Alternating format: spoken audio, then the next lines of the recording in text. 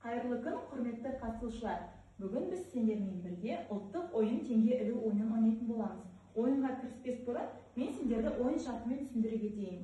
Балалар, алдыларында ойын алаңы бейнеленген. Осы ойын алаңына қолында тұрған тиын толтырылған қоржынды қоятын боламын. Әуен ырғағы басталған кезде екі командадан бір қатысушыдан келіп, ат тізгініне мініп, айнала шауып, әуен ырғағы тоқталған кезде ортада тұрған қоржынды іліп алулары керек. Ойын шарты түсінікті ме, балалар? Иә.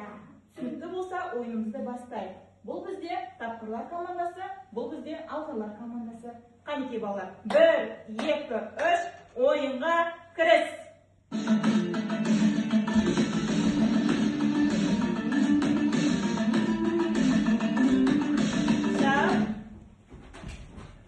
Жарайсың, Санжар. Бізде тапқырлар командасында 1 ұпай. Ат тізгінін келесі қатысушыларға береміз. Ал, балалар, дайын болсаңдар, қанекей бастайық. 1, 2, 3, ойынға кіріс!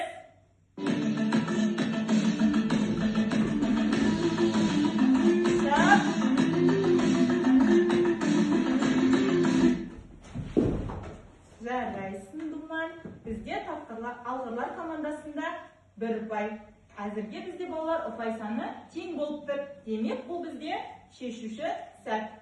Сондықтан балалар мұқият боламыз. Ал, балалар, дайынсыңдар ма? Иә.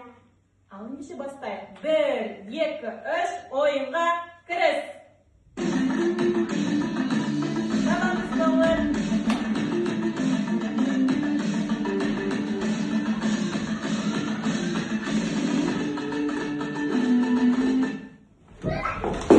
Жарайсың, Карым. Бізде алғырлар командасында 2 ұпай, тапқырлар командасында 1 ұпай болды. Балалар, кім қай топ жеңіске жетті? Алғырлар командасы. Қошемет білдіріп қояйық, балалар. Жарайсыңдар.